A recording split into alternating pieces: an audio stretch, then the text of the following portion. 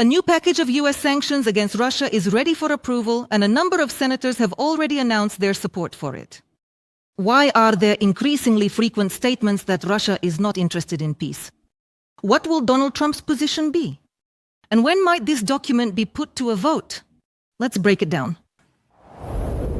The sanctions bill prepared by Senators Lindsey Graham and Richard Blumenthal could deal a devastating blow to the Russian economy, which is directly dependent on oil and gas exports. For any country that buys oil, uranium, natural gas, and petroleum products from the aggressor country, these documents provide for tariffs of 500%. Essentially, these are prohibitive tariffs that make importing sanctioned goods from Russia virtually impossible. Not true what we say. Perhaps Putin thinks we are weak and indecisive and that we will never be able to pull ourselves together. He doesn't understand what it means in terms of practical impact. 82 senators coming together from both sides of the aisle, and that these sanctions will undermine his economy. They will be a heavy blow to a country that, as one of our colleagues put it, is essentially a gas station with nuclear weapons. He has only one resource, and we are going to cut off that resource as a means of generating revenue. This bill began to be developed back in March. Various amendments and changes were introduced. This week it became known that it was also supported by the Speaker of the House of Representatives, Mike Johnson, who, by the way, is a key ally of Trump.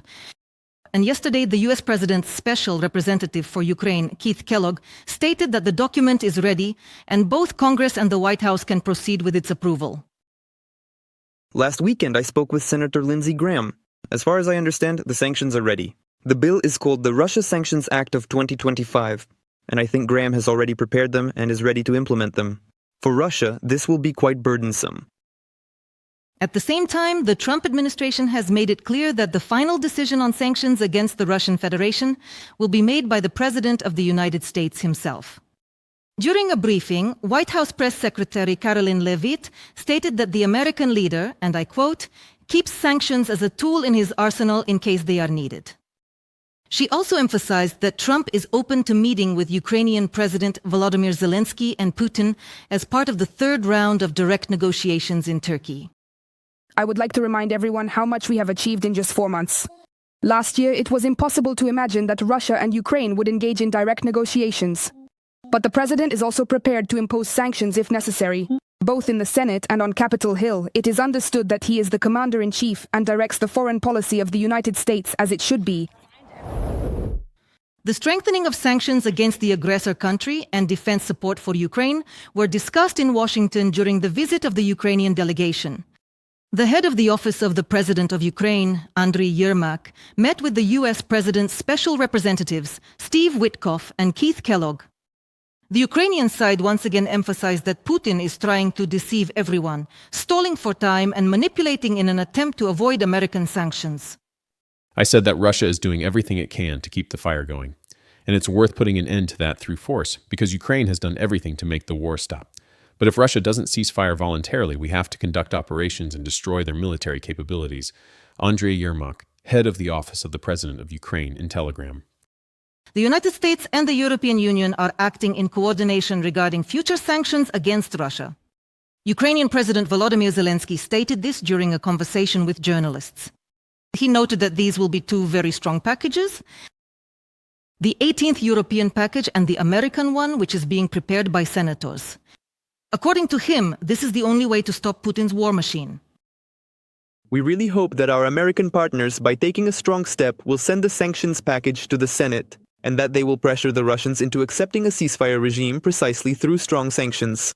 Otherwise, they don't understand, and we believe this is fair. It's already been 5 months since the United States made its statement regarding the ceasefire, and we supported them. Brussels also states that the 18th package of European sanctions will be one of the toughest. European Commission President Ursula von der Leyen said that, first and foremost, it is about lowering the price cap on Russian crude oil. In addition, measures regarding the Nord Stream gas pipeline and the Russian banking sector are being discussed. But most importantly, Europe must act in tandem with the United States. If these steps are taken in conjunction with US measures, it will dramatically increase the overall impact of our sanctions. The pressure on Russia is working because the Kremlin does not understand anything else. Ursula von der Leyen, President of the European Commission. The ceasefire agreement, which has been in place since 2014 in the eastern region of Ukraine, was established to help reduce ongoing conflict. And every time Kremlin officials have claimed in words that they are ready to negotiate for peace. We have seen all this more than once, and what we experienced at the recent talks in Istanbul was sobering. The Russian side put forward nothing but their usual unrealistic demands. A willingness for dialogue looks different. Ukraine, on the other hand, has repeatedly demonstrated its readiness for dialogue with concrete proposals for an immediate ceasefire, which could become the foundation for a just and lasting peace. The only thing that can stop Putin is unbearable costs.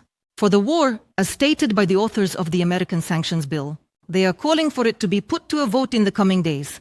And let us recall Donald Trump himself said on May 28th that he would need 2 weeks to determine whether the Kremlin dictator intends to stop the war.